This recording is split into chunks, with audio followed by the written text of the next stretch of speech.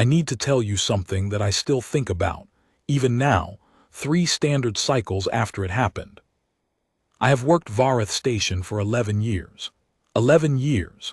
I have seen Gorn traders throw fuel canisters at each other in the Level 6 exchange bay.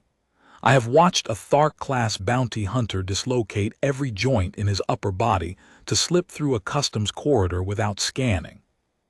I have witnessed a full Pradathari honor duel in the middle of the food district, blades drawn, blood on the tile, the whole crowd parting like a wave.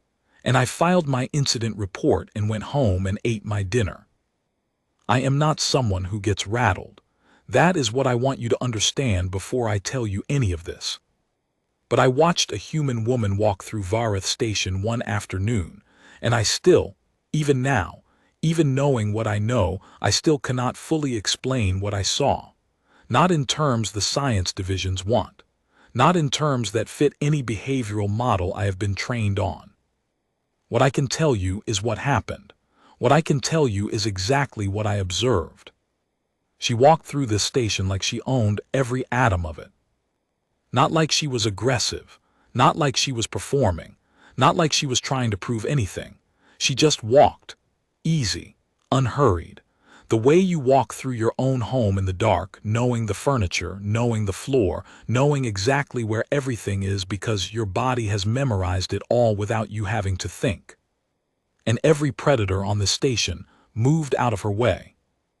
Not because she asked them to, not because she threatened them, not because she was carrying a weapon or displaying dominant signals or anything the threat response textbooks would explain.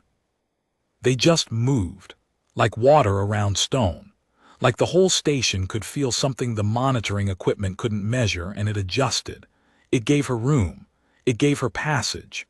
It opened up in front of her like the station itself had decided, without a meeting or a vote, that this particular corridor belonged to her right now. I watched this happen 17 times in 14 hours. I counted. Aye. The setup VRTH station, Level 9. Let me tell you about Vareth Station first, because if you haven't been here, you won't understand why what I'm describing is remarkable. Vareth Station is not a pleasant place. I say that without judgment. It is a working station, a transit hub, a commerce node, a neutral ground for about 47 species who have, at various points in recent history, been at war with each other or deeply uncomfortable around each other or both. The Galactic Compact designated it as a free trade corridor 63 years ago, which means no species claims authority over it, which means every species is simultaneously trying to assert informal authority over it, which means it is a constant low-grade negotiation of space and status, and who gets to be comfortable in any given corridor at any given moment. The architecture alone tells you everything. Vareth was built in phases by different contractors, hired by different factions, using different materials and different philosophies about what a space should feel like. Level 9, the deep dock level where I work, has ceilings so high you can barely see them in the ambient light. The support columns are Thark-forged alloy, black and dense and cold to the touch, and they rise up into the shadows like the legs of something vast and patient. The floors are Velori thermal plate, my people's contribution, designed to regulate temperature for species across about 30 different comfort ranges. The walls are paneled in a dull amber composite that the original compact architects thought would be neutral, and maybe it would have been if they hadn't accidentally selected a hue that Pradathari species psychology reads as the color of exposed territory. So Level 9 is always slightly tense. That's baseline. That's just what it is. The smell, too. I always notice the smell with new arrivals, watching their faces when they first breathe it in. Vareth Level 9 smells like engine coolant, processed atmospheric oxygen, something organic that the ventilation system has been failing to fully extract for about 9 years despite 4 maintenance contracts. And underneath all of that, something that is harder to name, but that every species I have spoken to across 4 decades of varied testimony seems to detect and respond to in the same way. the smell of consequence, the smell of a place where things happen that matter. My post is at Dock Clearance Station 7, which gives me an elevated vantage across approximately 60% of Level 9's main thoroughfare. I have a standard monitoring panel, a set of scanning arrays, a direct comm link to station security, and a thermal imaging overlay that I use far more than any of the official protocols suggest is necessary, because official protocols were written by people who have never actually worked a dock shift on Vareth. That morning, it was station morning, the ambient lighting cycling from the deep amber of the sleep period into the brighter, colder white of active hours. I was processing clearance documentation for a Thark cargo convoy. Routine, tedious, the kind of work that keeps your hands busy and leaves your eyes free to drift across the thoroughfare and watch things. That is how I first saw her. She came through docking port 12, a mid-tier port, nothing remarkable, mostly used by solo travelers and small independent vessels. The dock doors cycled open with the usual sound, that particular exhalation of pressure equalization that I have heard so many thousands of times it barely registers anymore. And then she was just there. Human, female, adult, I would estimate, though I have been told that estimating human ages is a skill most non-humans never quite master, so I will not pretend to precision. Average height by human standards, which on Level 9, surrounded by Tharks and Pritathari and the various Ulan subspecies, made her compact. Proportionally dense in the way humans often are, not large, but solid somehow, structured, like everything about her was decided and finished and not subject to negotiation. She was wearing what I would later come to understand was a fairly standard human working outfit, dark trousers, a close-fitted jacket in a deep muted green, boots that had clearly seen real use. Not the kind of boots you wear to look like you've done things, but the kind you wear because you actually have. Her hair was pulled back. I couldn't tell the color in the first moment, just that it was dark and contained, controlled, not as an affectation, but simply because loose hair is impractical in dock environments, and she was clearly someone who thought about practical things. She was carrying a bag over one shoulder, not large, not overpacked, the kind of bag that says I know exactly what I need and I brought exactly that, nothing more. She paused in the dock doorway just for a moment, just for one breath, and looked at Level 9. She looked at it the way I've seen very few travelers look at anything in 11 years of watching people arrive. Not with nervousness, not with the overbright alertness of someone trying to perform confidence, not with the aggressive posturing of a Thark convoy leader or the careful diplomatic neutrality of a compact official. She looked at it with something I can only describe as assessment. Calm, thorough, unhurried assessment. Like she was reading the room, the whole enormous room, and filing it away. Like she was noting every exit, every shadow, every cluster of bodies, every sight line. And then, having noted all of it, she tucked that information into whatever part of herself she kept such things, and she moved. I watched her for about 30 seconds before I realized I was watching her. That's the thing. There was nothing alarming, nothing flagrant. She wasn't loud. She wasn't flashing any markings or broadcasting any frequency. She was just a human woman walking through a dock terminal. And yet I was watching her. My eyes had found her out of the entire crowded sweep of Level 9 and stuck. It took me almost a full minute to understand why. The first time the VRETHAK cluster. Vrethek are not prey animals. I want to be very clear about this.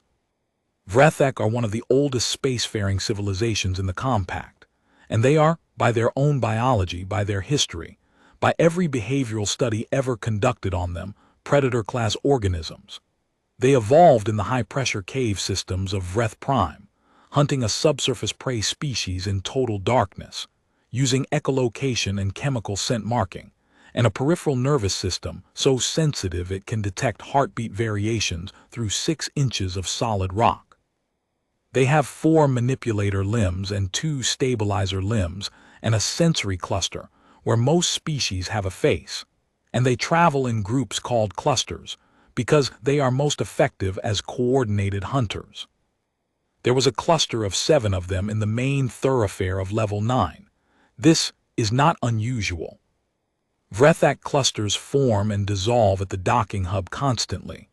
They're major traders, they move a lot of cargo, and their clusters provide a kind of moving infrastructure on the floor because every other species tends to give them a fairly generous buffer.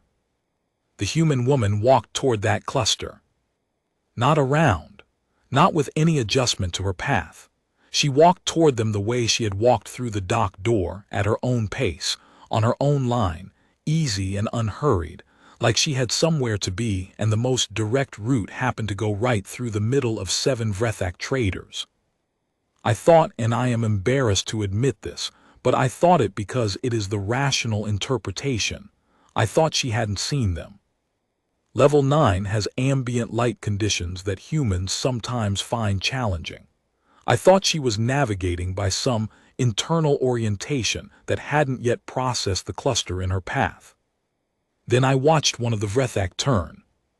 Their sensory clusters function like faces in the sense that they point in the direction of primary attention, and when this Vrethak turned, it oriented fully toward the approaching human.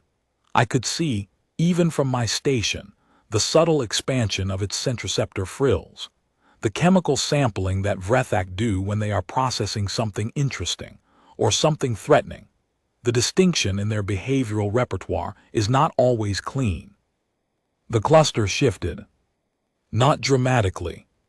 Not with any of the display behaviors you'd see in an actual territorial confrontation. It was gradual, subtle. One member of the cluster stepped slightly to the left, another angled away. A third, at the edge of the group, simply found a reason to be looking at something in the opposite direction.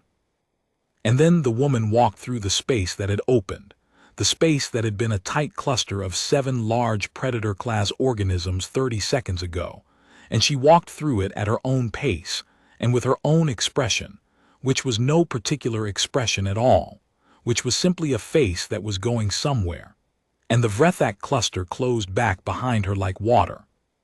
She didn't look at them. Not a glance, not a moment of acknowledgement or relief or triumph. She just walked through, and they moved, and she was gone down the thoroughfare, and the Vrethak cluster reformed in her wake and went back to whatever they had been doing. I sat very still at my clearance station for approximately 15 seconds. Then I reached over and activated the secondary monitoring feed for the main thoroughfare, the one that records. I told myself I was doing it for incident documentation purposes. I was lying to myself. I wanted to see what happened next. 20 minutes later, the THARK convoy. The Thark convoy I had been processing documentation for was moving their cargo through level 9 about 20 minutes after the Vrethak incident. Thark convoys on foot, and they do move cargo on foot as well as by loader, partly because Thark loader technology is genuinely excellent and partly because Thark culture considers a certain amount of manual hauling to be a dignity issue, a demonstration that the convoy is capable and does not rely entirely on machinery, are significant spatial events. A convoy of 7 Tharks, each averaging 2.5 meters tall with a mass that makes the floor plates register differently under them, spread across the width of the corridor with their cargo between them, is effectively a moving wall. Species on level 9 generally handle Thark convoys the same way they handle bad weather. You see it coming, you find an alcove, you wait. She was coming from the opposite direction. I watched on my secondary feed, and I will admit that by this point I had moved my primary attention entirely away from the clearance documentation I was supposed to be finishing. The Thark convoy was moving with the steady, purposeful momentum they always move with, the lead hauler, a massive Thark male with convoy markings I recognized from 3 previous clearance cycles, setting the pace. The rest of the convoy following in formation. The formation meaning everything in this corridor either yields or gets incorporated into the problem. The human woman came around the corridor bend from the opposite direction. The lead hauler saw her. I could tell because there was a fractional deceleration, not a stop, not even close to a stop, but a tiny adjustment, the kind of thing that only registers if you're watching thermal imaging and you know what you're looking for. His pace recalibrated. She didn't slow down. I watched the math of it happening in real time, the narrowing distance, the convoy formation, the physics of who would have to adjust for whom. These calculations on level 9 have well-established outcomes. The Tharks move, everyone else adjusts. Except that the lead hauler, this Thark male I have watched conduct 17 cargo operations over the past 4 years. This individual who once held a station security officer off the floor by the processing uniform for 45 seconds without apparently noticing he was doing it, this Thark stepped right. One step to the right. Just enough. Just enough to open a path along the left edge of the corridor. And the convoy adjusted with him. The second hauler shifted. The third. The whole formation adapted, not stopping, not disrupting the cargo, but, and this is the part I cannot explain, reshaping itself around the woman's trajectory as she walked through without breaking stride. She passed through the Thark convoy the way a thought passes through a mind, without friction, without incident, without anyone stopping to discuss it or acknowledge it or even seem aware afterward that anything had happened. The lead hauler's thermal signature as she passed within a meter of him showed something interesting. I have the recording. His scent gland temperature elevated slightly, a physiological response associated, in Thark biology, with the presence of something that demands priority processing. Not fear, exactly. Not aggression, exactly. The researchers I showed the recording to later used the phrase apex acknowledgement. The biological response a predator organism has when it encounters something that registers, on a level below conscious thought, as being further up the chain. He acknowledged her, without knowing he was acknowledging her. His body did it on its own. And she walked on. V. The food district midday. By midday, I had flagged the recording for level 9 and requested additional feed access from the general station monitoring network.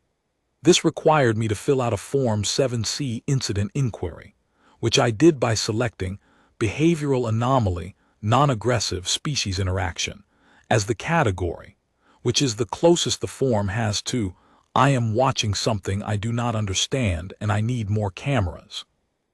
The monitoring supervisor, a Velori colleague named Orev Thassanin, approved the request in about 4 minutes, which told me he had already been watching. I confirmed this by calming him directly. "You've been watching her too," I said. There was a pause. "Since the Vrethak cluster," he said.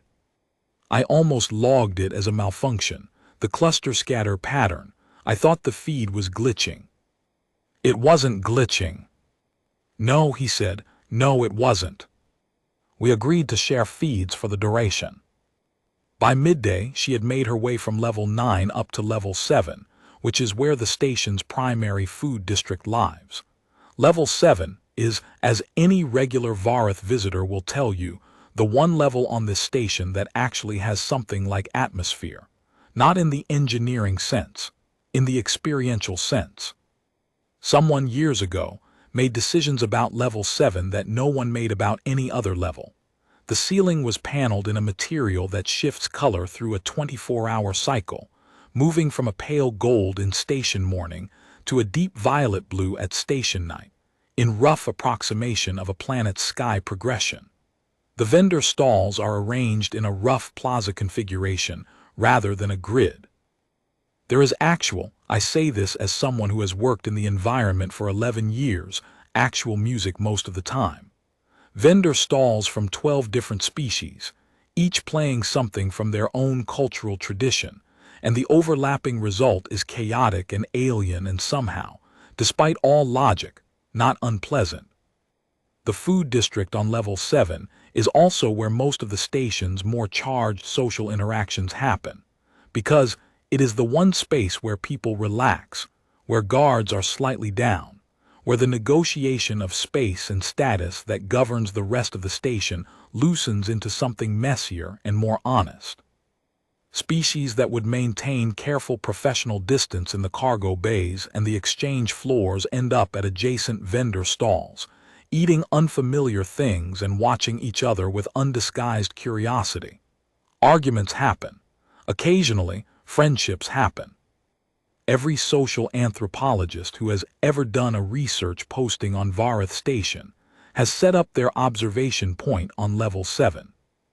She found a vendor stall in the 3rd row, one of the mid-range food stands run by a Pelosi family who have been on the station for about 20 years and make something that I have heard described by humans as approximating a good stew, and by Pelosi as adequate survival nutrition packaged to appeal to species with limited palates. The Pelosi matriarch of the operation, Essen, who I know from years of clearance processing, was behind the counter. She ordered something. I couldn't hear the exchange on the monitoring feed. Level 7 audio is a disaster. The overlapping music makes it nearly impossible. But I could see Essen's face, and Essen looked at this human woman the way I had been looking at her. With that particular quality of attention that means you have noticed something and you cannot quite name what it is. The woman took her food to a small table at the edge of the plaza, sat down, began eating. And I watched, on my monitoring feed, what Level 7 social geography did around her. VI, the PREDATHARI, what happened at the table. Predathari are the reason the Level 7 food district has a security station. I want to be straightforward about that. They are among the most territorially aggressive sapient species in the compact, not in a way that prevents them from being functional members of galactic civilization, because Predathari have been spacefaring for 400 years and have developed plenty of social technology for managing their instincts, but in a way that means every species around them is always quietly managing the situation. Their territorial instincts around food are particularly acute. A Predathari who is eating considers a 3-meter radius around their food site to be claimed territory. This is not a legal claim. It is a biological one. It is the kind of claim that their nervous system makes without asking them, the same way a heartbeat happens without asking. There are 2 Predathari males in the Level 7 food district when the human woman sits down. They are at a table about 8 meters from her. This is a comfortable distance. This is, by Predathari territorial mathematics, genuinely outside the disputed zone. She eats her stew. She is not looking at them. She is not looking at much in particular. She has a kind of settled, present but not performing quality to the way she occupies space when she is still, like she exists fully inside her own skin without needing to prove it to anyone. One of the Predathari males shifts in his seat. Now I have the monitoring feed for this, and I have shown it to 4 different species behavior researchers since this event, and here is what they all agree on. The Predathari male shifted without any clear behavioral trigger. No display from the woman. No encroachment. No stimulus that standard models predict. He just shifted. His posture changed. He angled his body slightly away from the direction of the woman's table. His territory markers, the chemical signals Predathari release from glands along their inner wrists, showed on the thermal imaging as a slight reduction, rather than the expansion you would see if he were asserting space. He contracted. He made himself smaller, subtly, unconsciously, without any outward drama. He made himself smaller. His companion noticed. I could see the second Predathari male look at the first, then look in the direction of the woman's table, and this is the moment that I have replayed and still cannot fully process. The second one did the same thing. His posture changed. His chemical signature contracted. 2 Predathari males in the middle of the Level 7 food district, eating their meal, having a conversation, going about their day, both of them within about 90 seconds of the human woman sitting down 8 meters away, unconsciously adjusted their posture to be less territorial, less expansive, less present in space. The woman finished her stew, stood up, returned the bowl to Essen's counter with what looked like a brief exchange that made Essen's color patches. Pelosi have chromatic skin displays. They are not voluntary. They are emotional readouts, flare briefly warm. Then she moved on. The two Pradathari males visibly relaxed. I don't mean they collapsed or made any dramatic display. I mean the quality of the space around them changed, in a way I could observe but not measure, and they settled back into their original posture, and one of them said something to the other, and both of them looked briefly in the direction the woman had gone. The second one made a gesture I recognized. It is a Pradathari gesture. Ithrek taught a course on Pradathari cultural semiotics in my 4th year on the station, a gesture that translates roughly as, "That one outranks us." VII, what I know about humans, what we all get wrong.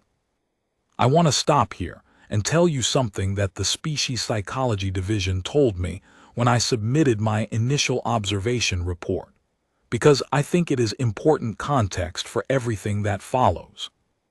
We non-human species, Galactic Compact members, everyone who looks at humans from the outside, we have been misreading them for the entire duration of our relationship with them.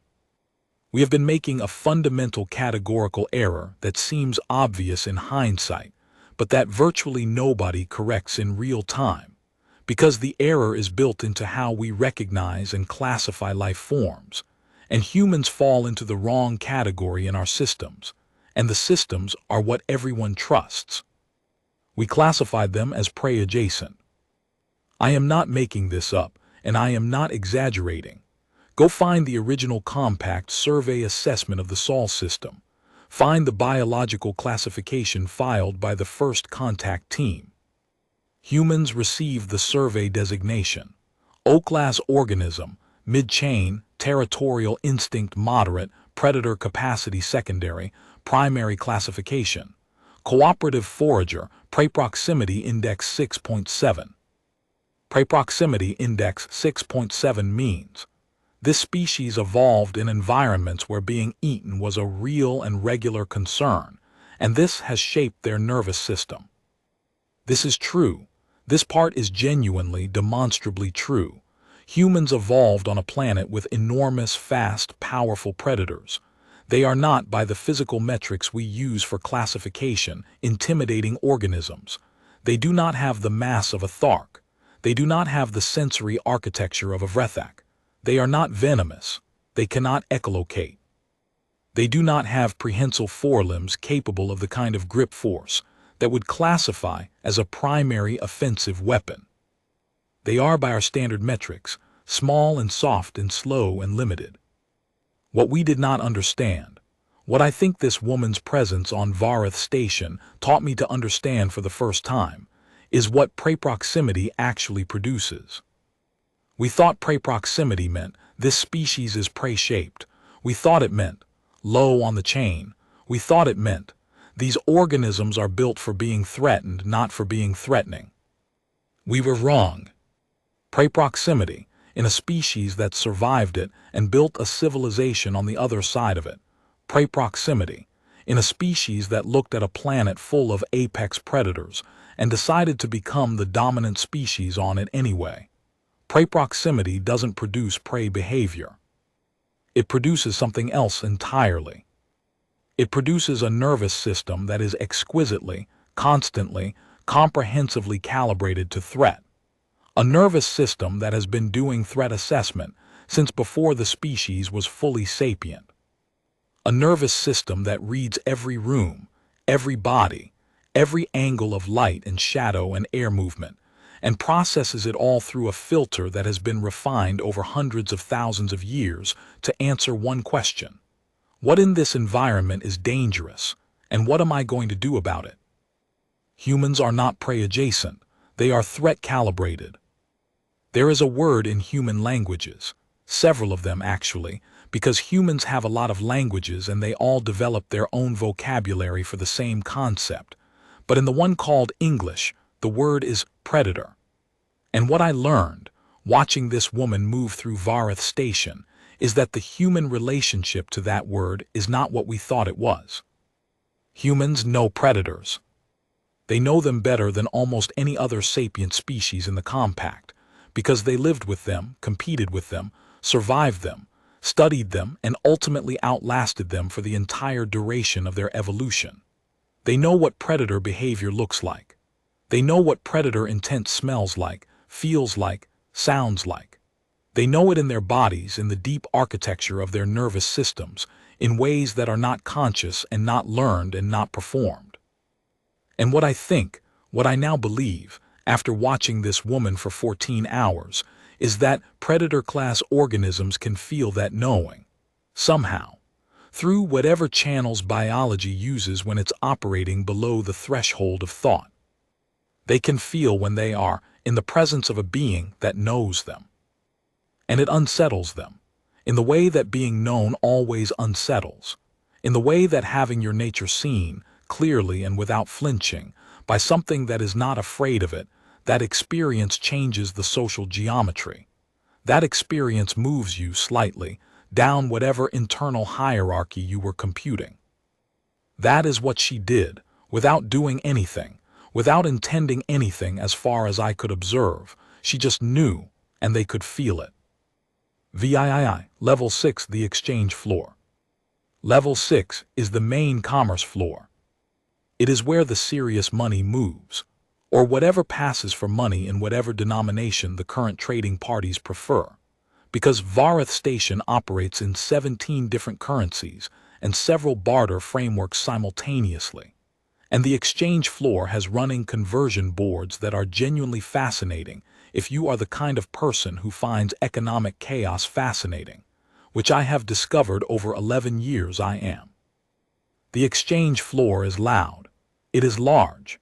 It is perpetually crowded with species whose definitions of personal space range from non-existent to approximately 2 meters in all directions.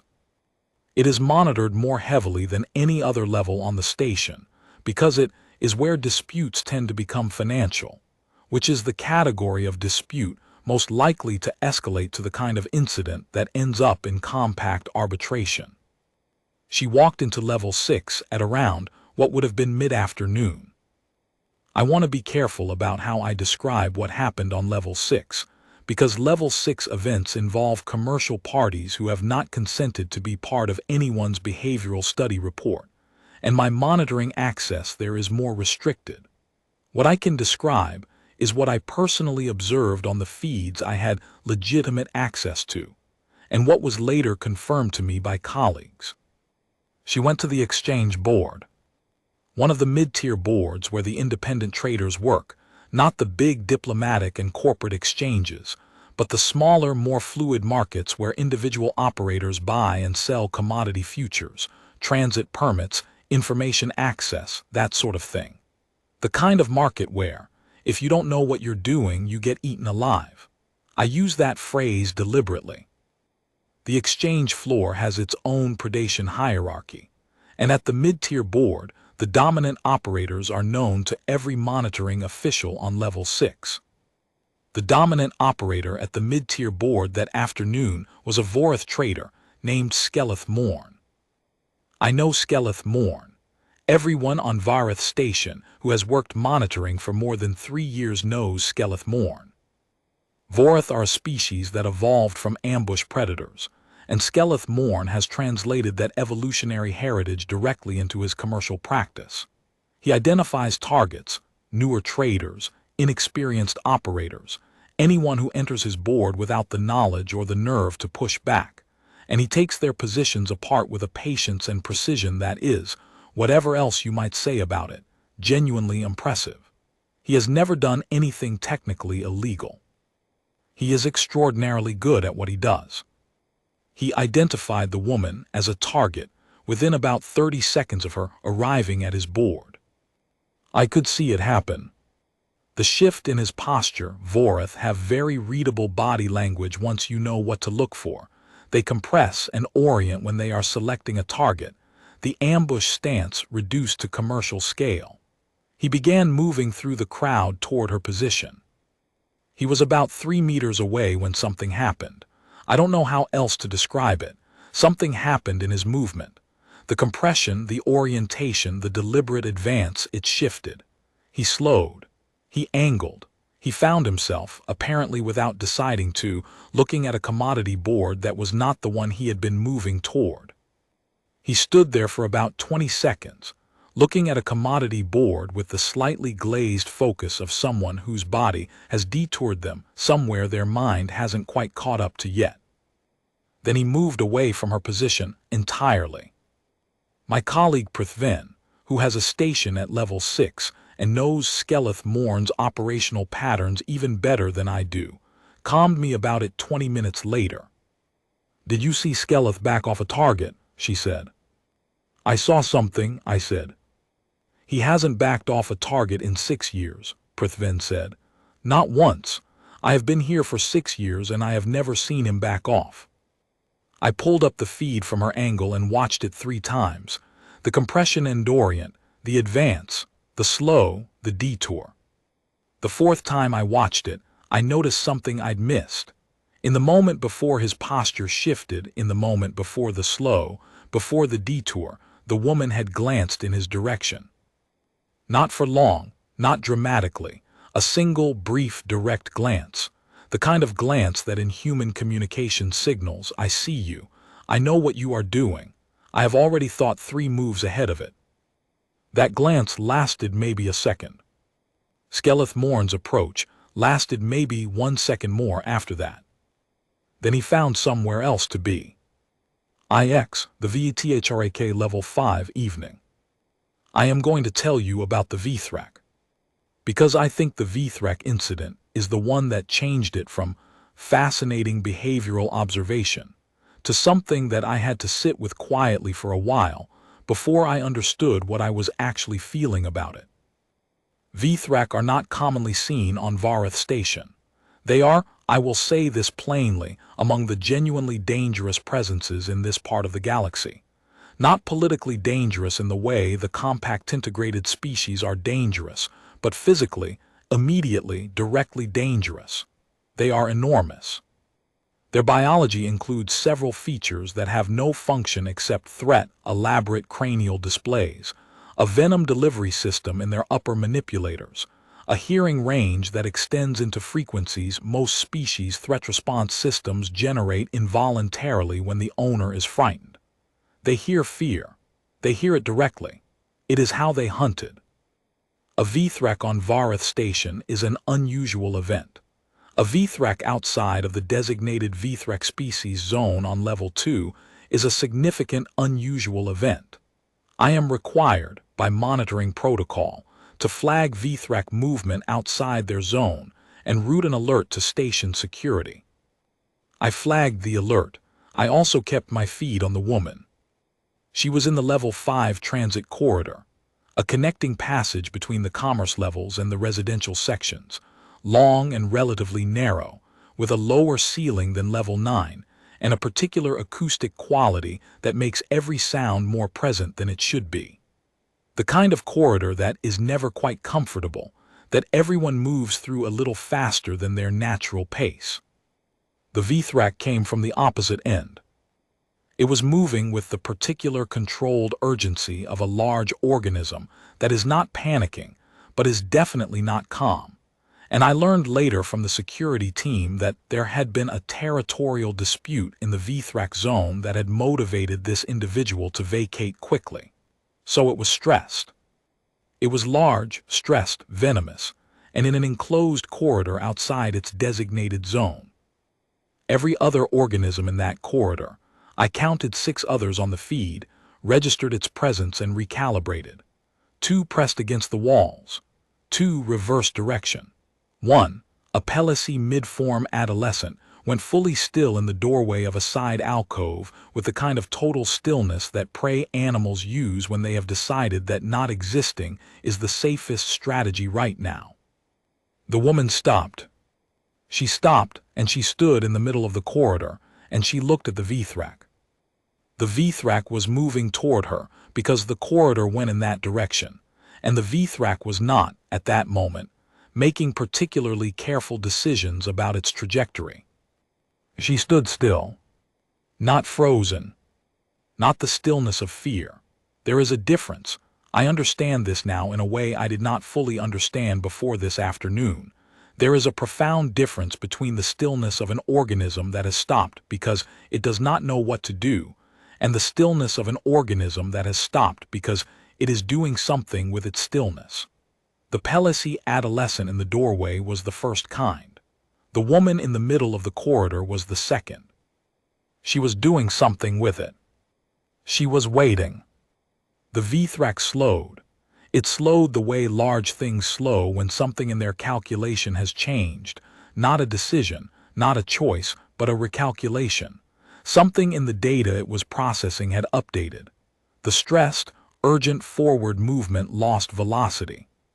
The enormous cranial display, which had been partially raised, the defensive aggressive compromise that Vthrak adopt when stressed, began, very slowly, to lower.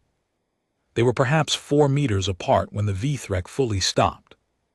The woman had not moved. She had not displayed.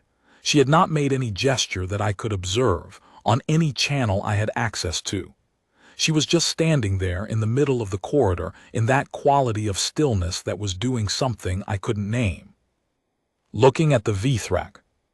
And the Vthrak was looking back. And then I don't know how long it lasted. I know from the timestamp it was 43 seconds, but it felt longer. The Vthrak moved to the side of the corridor. Not to one wall, not pressed against it, but angled to the side. It angled itself into the edge of the corridor, the way large organisms do when they are making room, when they are indicating that the center of the passage belongs to someone else right now. The woman walked forward, through the center of the corridor, past the Vthrak within 2 meters, close enough that I could see on thermal imaging the heat signatures of them both, and the woman's was steady, absolutely steady, the kind of stable thermal pattern that belongs to an organism at rest, and the Vthrak's was elevated and variable the way any stressed large organism reads. But as she passed, the Vthrak signature began, very slowly, to settle. She passed it, she didn't look back. The Vthrak stayed in the side of the corridor for about 30 seconds after she turned the corner. Then it moved on. I remember that I sat back in my monitoring chair after that and was quiet for a while. Orev calmed me. I didn't answer immediately. I was thinking. What I was thinking, and what I am still thinking, is this. The Vthrak hears fear. That is its evolutionary advantage, its apex tool. It knows, biologically, chemically, acoustically, when something is afraid. It has been using that knowledge to dominate its environment for however many millions of years it took to produce a species like the Vthrak. Standing in that corridor, 4 meters from a stressed, enormous, venomous apex predator in an enclosed space, the woman's thermal signature was steady. She was not afraid. She was not performing fearlessness. She was not suppressing fear with an effort that would show up somewhere, elevated heart rate, adrenal cascade, the micro-variations that every biological system produces under stress. She was just not afraid, not in the way the Vthrak senses would register, not in any channel that fear travels. The Vthrak heard nothing, not because she was hiding it, because it wasn't there. And I think I have thought about this for 3 cycles now. I think what the Vthrak did with that information is the same thing every other predator-class organism on this station did with whatever information they received from her presence. It concluded, in whatever wordless way predator biology concludes things, that it was not the apex organism in this corridor. X. The station bar level 4, late evening. Level 4 has the station bar. There is one. Vareth Station has been host to some of the most interesting collection of sapient life forms in this sector of the galaxy for 63 years, and after 63 years of that, somebody eventually gets around to installing a bar. It is called the neutral node. This is a name that was chosen, I am told, by committee, which explains everything about why it is not a good name, but the bar itself is fine. Good, even. It occupies a double-height space with a view through reinforced transparent to the outer docking array. You can watch ships come and go while you drink, which is a pleasure I have indulged in many times. The bar staff are mostly Pelosi, and one extremely competent Ulan who has been operating the main synthesizer for longer than I have worked on the station. And the formula for every drink any species in the compact regularly consumes exists somewhere in the synthesizer's database. She went to the bar at what would have been late evening. I was still watching. I want to note that I had by this point submitted an updated incident inquiry requesting formal monitoring authorization, which Orev had approved at the senior monitoring level, so everything I observed during the evening hours was fully within my authorized access. I say this not because I think anyone will challenge it, but because I am aware that this document reads like the work of someone who became somewhat obsessed with a single person moving through a station, and I want the record to reflect that my obsession was, at least, properly authorized. The neutral node at late evening is a different social environment than the food district or the exchange floor. It is looser. It is louder in some ways and quieter in others. The dominant social activity is small group conversation, and the groups tend to be mixed species in a way that the rest of the station doesn't quite manage. Because the bar is one of those rare spaces where the chemistry of mild intoxication and the act of sitting down together creates a temporary social neutrality that doesn't exist anywhere else. There were, at late evening, approximately 43 individuals in the neutral node. 4 species with predator-class biology I have already discussed, 2 Predathari at the bar counter, 1 Vrethak cluster of 3 at a back table, 1 Thark solo operator in the corner, plus various other species distributed through the space. She sat at the bar counter. Within 20 minutes, the 2 Predathari had relocated to a table. I do not think they knew they had relocated. I think, watching the feed, that they had a conversation that happened to end with them deciding they preferred the table space, that they made this decision naturally and comfortably, and without any awareness that the decision had been influenced by anything outside themselves. But they relocated, and the space they vacated opened up on either side of the woman at the counter, and she had room. She talked to the Ulan bartender. I still couldn't get audio in this space. The neutral node has acoustic damping for privacy, a selling point for its clientele, but I could read enough of the body language to see that it was comfortable. Easy. The bartender, who has, in my observation, a professional neutrality that I have never seen break except under genuine duress, was animated. Not wildly, not unprofessionally, but genuinely engaged in the conversation. Their body language had the quality of actual exchange, of 2 beings who were interested in each other, rather than the transactional efficiency of bartender and customer. At some point during the evening, one of the Vrethak from the back table came to the counter to order something. This required passing close to the woman's position. The Vrethak's path to the counter was, I watched this carefully, an arc. A gentle, not quite direct arc that brought them to the counter at a point slightly further from her than a direct route would have been. It was not a dramatic detour. It was the kind of unconscious spatial adjustment that bodies make before minds are consulted. The Vrethak placed the order, waited, turned briefly in the woman's direction. She looked up. I don't have a better word for it, they acknowledged each other. Some exchange passed between them that I could not read fully on camera, but that had the quality of one predator acknowledging another, the way I have seen dominant organisms on this station acknowledge each other across a room. The brief, direct, informational eye contact that means, I know what you are. You know what I am. We have both decided this is not a conflict. The Vrethak returned to its table. I watched the Thark in the corner, who had been in my peripheral monitoring all evening, and at some point, I noticed that the Thark had positioned their chair at an angle. A small, subtle angle Their body turned away from the woman's position at the counter in the way that large territorial organisms turn when they are signaling that they are not contesting an adjacent space. A voluntary reduction of the territorial envelope.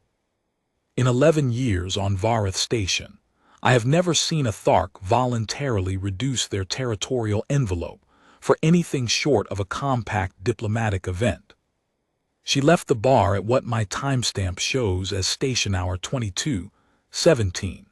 She left at her own pace, with her bag over her shoulder, and she moved toward the level 4 residential access corridor, and the bar went on around her departure the way bars do, and nobody stopped to remark on anything. HFY level 3, the last corridor, the last thing I saw. I want to be honest about this part. It is the part I find hardest to describe, and I think the reason is that it moved from behavioral observation into something that I have no professional category for. Something that I keep turning over in my own mind, late in the station night, when the work is done and there is nothing to do but think.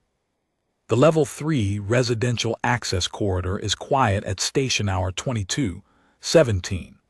The residents of level 3 are mostly long-term station personnel, people like me, people who work the station as a career, who have made Vareth their place.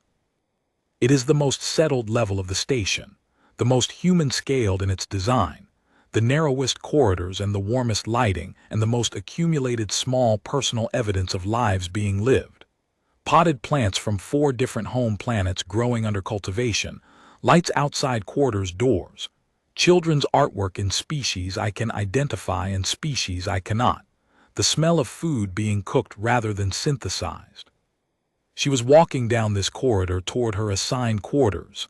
I knew which quarters from the docking intake form, a compact standard short-term residential assignment, when she stopped. There was a child in the corridor.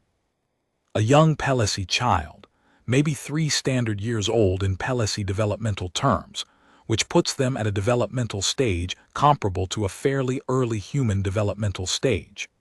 They were sitting in the corridor, just sitting in the middle of the floor, with the particular quality that very young children sometimes have of existing in a state of complete present moment occupation with whatever they are currently doing, which appeared to be examining one of the corridor's floor tiles very carefully. The child was, for whatever reason, alone in the corridor, a temporary situation, I would guess, the corridor door slightly ajar behind them suggesting a parent nearby. The woman stopped. She crouched down.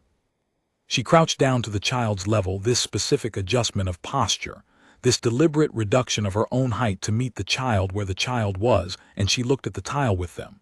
I could not hear what was said, if anything was said, but I could see the child look up, and I could see the child's chromatic skin patches, the involuntary emotional readout of Pelosi, shift into warm gold. Not the orange gold of excitement. The softer, deeper gold of comfort, of safety. The child showed her the tile. She looked at it with genuine attention. Whatever the child was showing her, she looked at it the way the child was looking at it, as if it was worth looking at, as if it was interesting. And I could see, even on camera, even at the image resolution I was working with, that she meant it. She was not performing interest. She was genuinely present with this child and this tile in this corridor. A Pelosi adult emerged from the door, the parent, a female I did not recognize, who had the slightly frantic look of someone who had not realized their child had wandered into the hall. The parent stopped when she saw the woman crouched with the child. The woman looked up. The two of them exchanged something again. No audio, but it had the quality of an easy moment, a reassurance given and received, one adult to another, about the child and the tile and the entirely manageable situation of a young creature finding something worth examining in the world. The parent smiled. Pelosi smiles are chromatic as well, a deep rose flush across the facial skin patches, and there it was, unambiguous, warm. The woman stood up.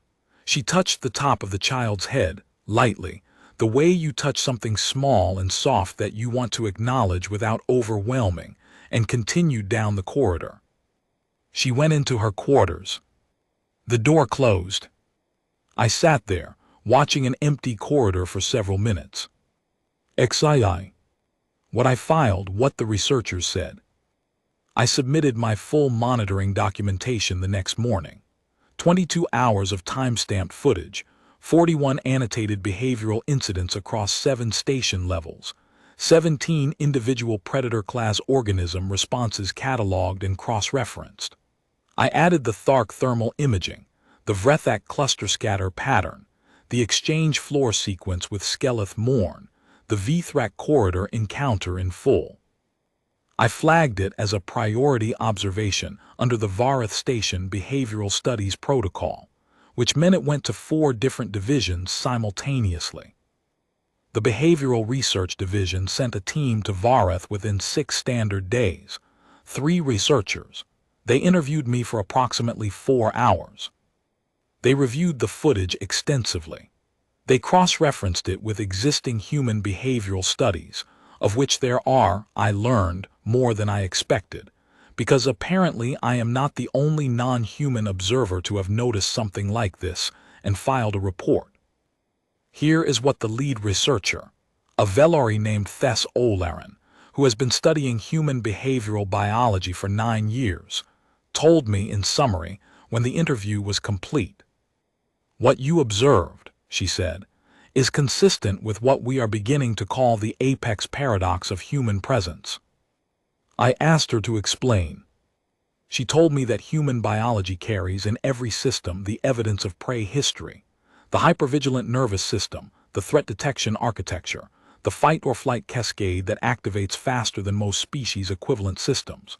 All of this is real, all of it is measurable, and all of it in the standard survey frameworks reads as prey-adjacent, as survival-oriented rather than dominance-oriented, as a species that is built to survive things rather than to be the thing survived. But survival, she said, at the scale humans survived against the pressure they survived against, for as long as they survived against it, survival like that changes the organism. It produces something we don't have a good category for. It produces an organism that has been pressure-forged by existential threat for its entire evolutionary history, and has come out of that process not diminished, but clarified. I asked what she meant by clarified.